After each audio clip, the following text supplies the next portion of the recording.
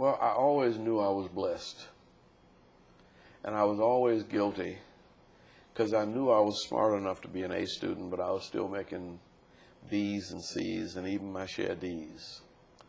And I never got it together. It wasn't until after I finished college that a kind of religious conversion helped me put it together.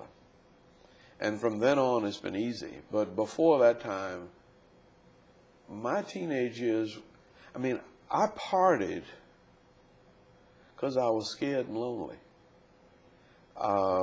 And it was sort of to escape the, the judgment. We used to say at Howard, "Are you going to be around when the grass turns green?" Because they let you in Howard easy, but they flunked you out easy too.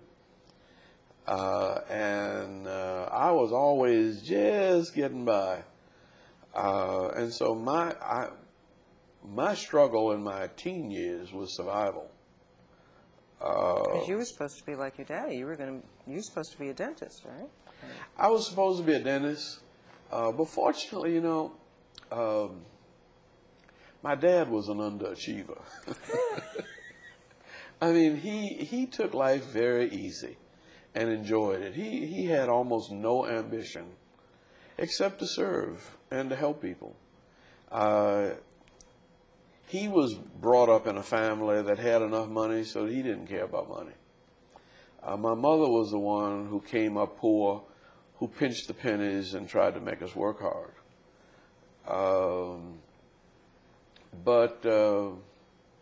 How did, Yeah. and the religious conversion that you had, how did that come about? On the way back from Howard, and I guess when my parents came up to my graduation, I was scared to death. Because if I'd made one more D, I would have flunked out instead of graduating. And I just barely got by, and I graduated instead of flunking out. And I knew I had wasted an incredible opportunity. And I didn't know, I didn't want to waste the rest of my life.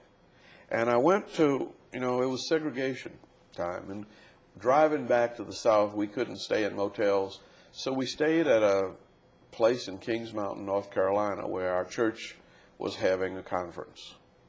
And I didn't want to be bothered with the church, but they put me in the room with a white fellow who was on his way to Rhodesia as a missionary. And that bugged the hell out of me.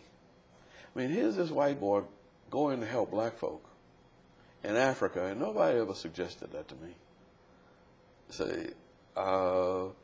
And